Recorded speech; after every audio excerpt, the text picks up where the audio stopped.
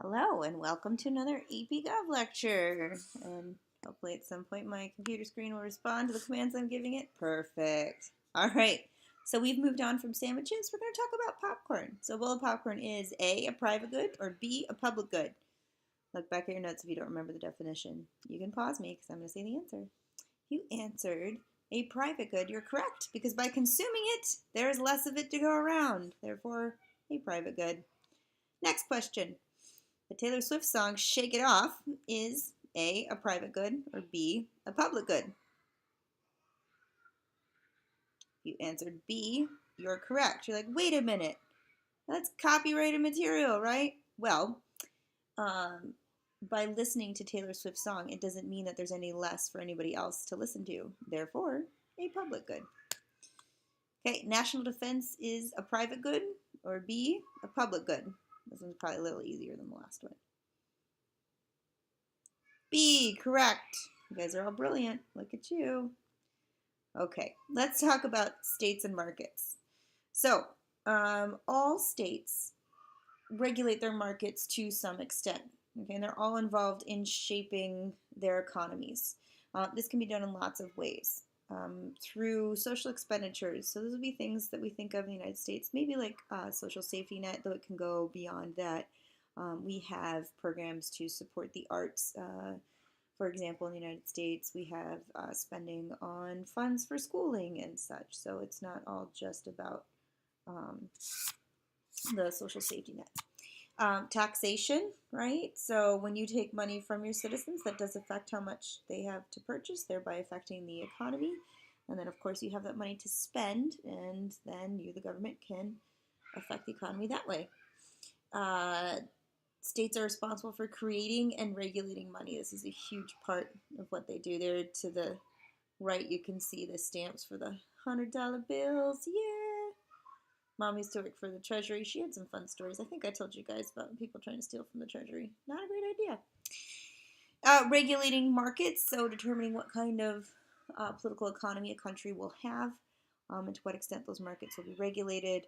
And then, of course, international trade, big deal. We've been hearing a lot about it in the U.S. Because Trump isn't a huge fan of the trade agreements that we've had, and he'd like to see more stuff made domestically than made abroad, because that would benefit American workers. Okay, so we talk about social expenditures. A lot of times you'll hear the term welfare or welfare state used. In other countries, that's not a negative thing. In the United States, we have a negative attitude towards that. I could get into it, but suffice to say a lot of this begins in the 1950s with a rise of a more aggressive conservative movement. And if you're curious, I can direct you to some articles about that. Social expenditures, which is money the government then is spending, can serve to stimulate the economy and can provide economic building blocks for the economy. So people use this money that the government gives them to consume, which can drive the economy. And if then there is an economic downturn, a recession, or even a depression, people have some insurance against that. They can rely on these government funds to protect them some from that. And so then there's more stability in markets if a downturn does happen. However, if people know that they can simply rely on the government for things, some people will decide not to work. Be like, well, I don't really need to because I get what I need from the government. It also costs an enormous amount of money, right? So a lot of taxes go towards supporting social expenditure programs. If you want to think about in the United States, think about how much we spend on Social Security and Medicare, two huge drivers of spending in the United States. The biggest ones, in fact, that we spend money on. And that money comes from taxes. Hey, look, there's a tax form. Woo. Yeah, it's tax season. I'm going to have to do my taxes soon. I should get on that. All right, so taxes can come from a lot of different places. Depends on the country that you're in, how you'll be taxed. So there's straight up income taxes. Remember that that's not approved in the United States until the 16th Amendment.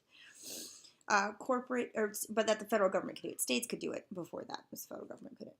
Corporate payroll taxes. Everybody pays payroll taxes. You cannot get out of those. A lot of you in here work. You've seen those payroll taxes come out of your paycheck that's paying for Social Security and Medicare. Value added taxes or sales taxes, called sales taxes in the United States. So that's when you make purchases. You'll note that in many places food is exempt from sales tax. And then property taxes, which in the United States are used to fund schools, but not necessarily in other countries. Taxes sometimes are viewed as bad, sometimes they're viewed as good. Mostly they're just taxes. It's the government collecting money from citizens and then using it to spend on public goods or social expenditures. So I posted an article on Google Classroom that talks about taxation in Sweden. A lot of people point to Sweden as having some of the highest taxes in the world and how this is a bad thing. The article counters that somewhat. It is a pro-Swedish bias, so know that when you're reading the article, that it approves of the Swedish form. And you guys will probably want to move to Sweden after reading the article, but that's not the point. I'm telling you what the bias is up front, so you're aware. It's just another perspective on higher taxes and what comes as a result. Okay, so lots of taxes, more government revenue, okay, and taxes actually can go towards directing people's behavior. So things that are called sin taxes, these are taxes on alcohol and tobacco. They have found that one of the most effective ways to get people to quit smoking is to have really high taxes on cigarettes. So basically just make cigarettes so expensive that people stop buying them. Good night, guys. And now you can hear my children being put to bed, I'm sure, in the background. They were giggling wildly before. Disadvantages of taxes is that people then have less money to spend on investment. Companies may have less to spend on their workers. And of course, in a market economy, you're always worried about market distortion and that there might be decreased competitiveness, so that would result in unfavorable prices or wages for workers. So taxes, if there's too much tax on a corporation, that can be bad for the market. Okay, and then here's a graph. You can pause it to look at it. Okay, money, very important in an economy. And those of you who had me last year, we listened to the podcast on what is money, right? And it's kind of a little trippy because money is simply a medium of exchange, and money now has no value. Money used to have value, right? It was made of gold and silver. These were precious metals. They had value. And then when we moved to paper, it was backed by gold. It's no longer true. Money is faith, really. It's you believe that the government that's issuing the money has the ability to back that money up. And so that's why money can fluctuate, and you can invest in currencies the same way you can invest in companies on the stock market. You can go buy some money, which now your head's probably spinning a little bit. You're like, whoa, yeah. So you can use money to save. You can use it to transact. Right? You walk into the store, you give them money, and they give you a good or a service. Or you can use it as a marker of how much wealth you have. Okay, money usually is regulated through a central bank. Hey, look, there's me. That's in Philadelphia at the Federal Reserve Bank of Philadelphia. Hey, that was the last time I was pregnant. Haha. Okay. That was a trip I went on with Miss Walzak and Miss Fingerhut. We had a great time. So central banks, ours in the United States is called the Federal Reserve, and it was discussed its role in that same podcast, The Invention of Money, that we listened to last year in regular Gov. And I could probably post on Google Classroom for those of you who are interested. It's fascinating. And the central bank determines how much money is in the money supply. And that's really important. Too much money and you get a lot of inflation. Too little money and you can get deflation. Okay, so deflation, or what's called the liquidity trap, when you don't have enough money to go around. Right? If you hear companies talk about their liquid assets, right? It's how much money they can easily move around, and it's not tied up in investments or things that they can't divest themselves of. So, too little money and people don't spend money. They will stop consuming. which is bad for an economy. You don't want that. So that can cause deflation in an economy. Whoops. Sorry, I had to switch rooms, so I'm walking around and tripping on my children's toys here. You guys would laugh if you could see me. Okay. Another problem to avoid is inflation, so the opposite of deflation. And I enjoy this cartoon here, so take a minute, pause, and decipher that cartoon, see what it's saying. You can even write it down and then check your response with me when I see you next, which hopefully is tomorrow, but may not be because it's going to snow tonight, so we'll see. Who knows? Are you guys all wearing your pajamas inside out? You don't want to have school tomorrow, do you? I'm sensing that. I'm sensing that through my computer. It's telling me that you guys are trying to get school canceled tomorrow. Well, we'll see. Okay, inflation. If there's too much money, then money becomes less valuable. So you just have to pay more for stuff. So that's a terrible idea. You don't want too much money in the economy. So central banks are very careful about how much money gets into the money supply. They're always trying to keep a good balance in the economy. All right, regulation. Okay. In liberalism, right, we're like, ooh, not too much regulation, not too much regulation. You know, let the market decide. But if we let the market decide everything, that can be bad. So think about the market conditions that led to what was described in The Jungle, right? So some of you have read The Jungle, others you may be familiar with it, but health, not a top concern. Really wasn't. So there was a lot of bad meat floating around out there and people getting sick. So health regulation is good for consumers, even though companies may not like it. Think about other health and safety regulations, like the amount of fire doors that there have to be and fire escapes, and that, you know, they can't make you keep working if your arm gets cut off. Or, you know, actually they probably should have a lot of precautions around machines that could possibly cut your arm off. So those kinds of protections, child labor laws, right? That definitely regulates the market. And I know some of you are like, I want to be able to work at 14 and the labor laws say I can't. Well, you know, for your own good. Oh, I said an adult thing. Uh-oh, don't hate me. All right. Some things maybe aren't so healthy for the country or the economy, so some types of commerce are banned, and then these are the things that you go and you find on the black market. What's the dark web? Is it just dark web? Is that the name for it? Where there's like lots of black market transactions? I don't know. You guys will tell me, right?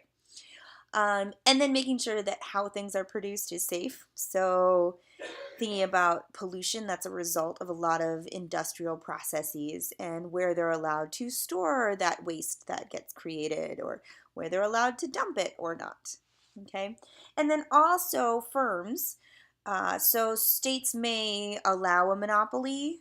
This was pretty common in the United States way back when. So with telephone companies and electric companies and water companies, they all had monopolies, and now a lot of those have gone away, and there's now supposedly competition in those areas. But yeah, we could talk about how much competition there actually is. And then they also regulate firms in the area of how they're able to raise funds. So in the US, you can become a publicly traded company. You can have an IPO, an initial public offering of your stock, and then people basically buy chunks of your company. But then, of course, you are accountable to those people. So that your shareholders, right? They're called after that. And now my kitten has come to say hello. Sorry you can't see her. She's very adorable. All right. Opening a country to more international trade has what consequence? A, the home country as a whole becomes wealthier. B, the foreign country as a whole becomes wealthier. C, within each country, some citizens are made wealthier, but others are made poorer. Or D, all of these. I feel like you guys are getting a real feel for these questions, so you're going to answer D, and you're going to be made right. Or, excuse me. You're going to be right, generally. Generally, all of these things happen. Okay, why regulate? Why regulate? Well, you can get more revenue for the government that way. You protect your local industry. So sometimes states will raise protective barriers on newly developing industry in order to help that industry grow and become stable. And then when it's able to be competitive with foreign industry, then they'll raise those barriers and let that happen. It keeps wealth within the country. If you're concerned about jobs and things moving away, then you can regulate to keep those jobs within the country. Advantage then of more free trade, more competition, which can be better for consumers. They get better products and typically cheaper products, right? So keeping costs of goods low. Encourages innovation, especially when you have areas of comparative advantage. So if you're in direct competition with another country and you're trying to gain a leg up, then innovation is really important. Okay, political economic systems. So this is the relationship between political and economic institutions in a particular country and the policy and outcomes they create. There's 4 basic ideas that we're going to look at. Liberalism, I know it'd be really great if they could get another word. I'm sorry, I didn't invent this, but here it is. Social democracy, communism, and mercantilism. Here, guys say what? We're like back to triangular trade and all that. Well, we'll see. And I enjoy this quote from Martin Luther King Jr. When you are right, you cannot be too radical. When you are wrong, you cannot be too conservative. And I think sometimes that applies to economists and these ideas that come up here. This chart shows you economic freedom versus equality in terms of the political values of these different economic systems. So what does the state do, right? So from limited intervention to most extensive interventions. See how the state factors in there. Liberalism is the political economic system y'all are most familiar with because it's what the United States mostly employs. Technically, we're what's called a mixed economy because we have some regulation and then we're mostly market. So laissez-faire capitalism is what everybody associates with liberalism. You want very little state intervention so that the free market can do its thing. What should the state do? Protect private property, enforce contracts, and break up monopolies so that there is a lot of competition. But other than that, the idea is that really the state should stay out of the economy. Examples of liberalism in countries as a political economic system in countries are in the United Kingdom, the United States, Singapore, and UAE. Typically, liberal democracy is associated with liberalism, but not always, right? UAE, not by any stretch of the imagination, a democracy. Yeah, no, not at all. Okay, social democracy also seems to be common with liberal democracies. We see a lot of this in Europe. Trying to balance freedom and equality. You'll note that Sweden is a really good example of social democracy, and they have the lowest income inequality in the world. Oh, they might have been outdone by Denmark now. But they're up there, right? And this is because they really see freedom and equality as made 2 sides of the same coin, that you really need to have both to have happy citizens and high quality of life. So the state's much more active in the market and regulating the market in a social democracy. So you still do have private property, and private property is protected. You'll have free trade, but a lot of the industries will be state supported. So the state props up industries, or the state may have an interest in certain industries. And then to achieve equality is sorry, my virus definitions have been updated. Aren't you glad to know that? To achieve equality, you do this through redistribution of wealth. So high taxes, and the wealthier pay more. And then you invest heavily in public goods that everyone has access to. And read the article on the Swedish taxes, and it talks a lot about how this is accomplished in Sweden. And there's a very strong safety net so that the poor are not left out of the gains of others in the country. For a long time, social democracies were criticized. They're like, it's unsustainable. Liberalism is the only way to go. But we've seen that that's not necessarily true, right? Germany is a socially democratic country, and they've had very strong economic growth and been able to sustain that. So not all of those arguments are pertinent. So there's kind of been a reevaluation of liberalism, especially after the recession of 2008, 2009. In social democracies, they're not pluralist in terms of lobbying and how policy gets made. They're what are called neo-corporatists. So all businesses and labor unions belong to just a few what are called peak associations. And these associations actually sit down and negotiate policy with the government. Very different than what we see here in the U.S., where you have labor unions and corporations and interest groups employing lobbyists who try to get politicians, elected officials, to implement their policy. Very different in social democracies. They sit down and negotiate with all sides to come up with policy. Communism. I would guess that this is the one you probably know second best because of the Soviet Union and the Cold War and all that.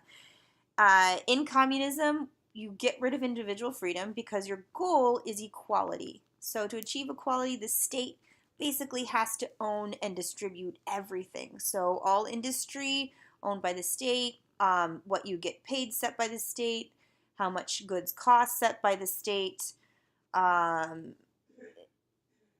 what you're going to do as a job is determined by the state. Different systems have different way of choosing this. You might have to take a test and then they tell you, hey, you're meant for this job. There's going to be very little or no private property under a communist system because everybody's supposed to own everything or the government owns everything. All wealth taken by the government and supposedly redistributed to the citizens. This is not what has happened in practice. The people at the top have kept more for themselves. All trade heavily regulated, right? And there's going to be a lot of barriers because in a communist system, you're not really all about the free trade. You're trying to, mostly be more of a self-sufficient society.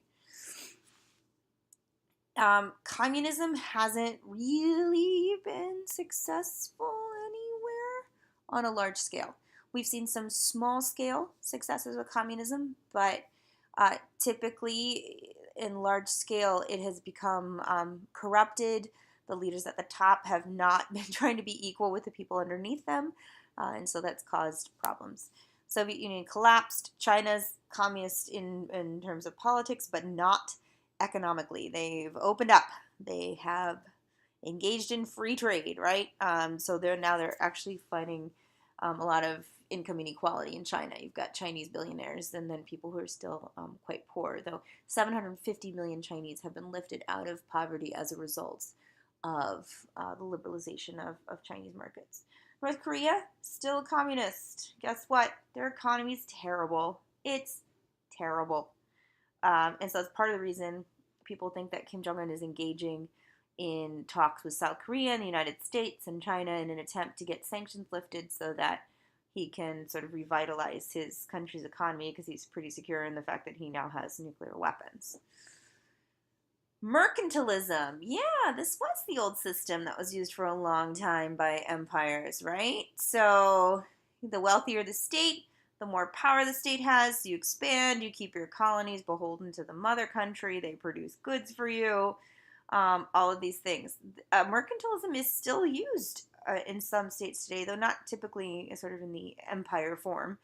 But you do have states, Japan is a great example, where they have lots of taxes and subsidies because they want to develop certain key industries, and so those are really supported. And the Japanese, right, known for technology and cars, and became very successful in those. You have some nationalized industries, and some are what are called parastatals, which are companies that are partially or fully owned by the state. And you kind of keep outsiders out, right? So you raise tariffs, you make trade difficult, you limit foreign direct investment in the country, and all of this is in sort of the service of increasing state wealth and power. Okay, but we also know that mercantilism worked for Japan. Like, the average Japanese person's quality of life was raised through this system. So it can work. So, people always want to know what system is the best. How are countries growing and developing? Well, there's several different measures that you can use. The one's probably most known is GDP, or gross domestic product, and that is the total value of goods and services produced in a country in a year. So everything. The U.S.'s gross domestic product. Ooh, are we up to 15 trillion now?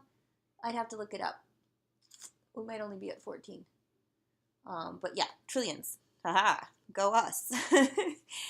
However, it's really hard to compare one country's GDP to another because, for example, when I travel to Bolivia, my $1 buys a heck of a lot more than one Boliviano.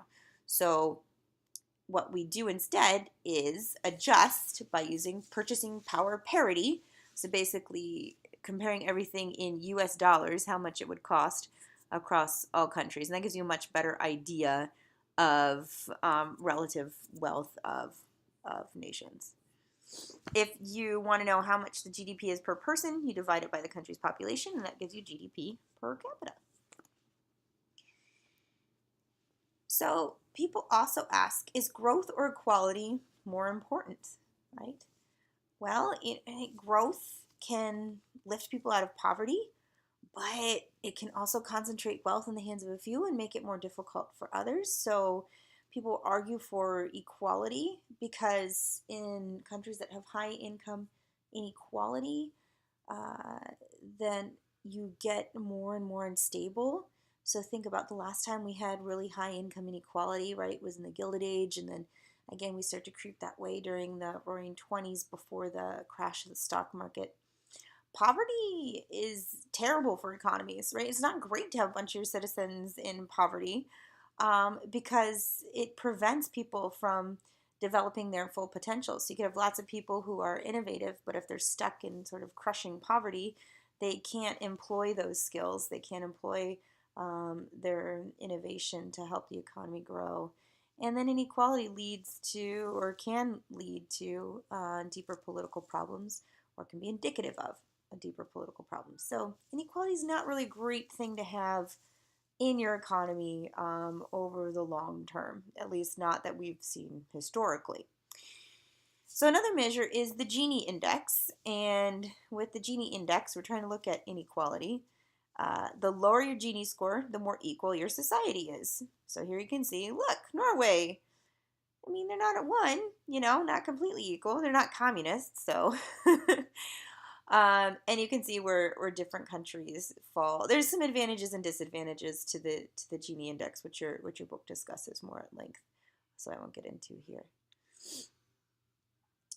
Other people say, hey, why are we just looking at income? Income doesn't necessarily mean, that you have a great life.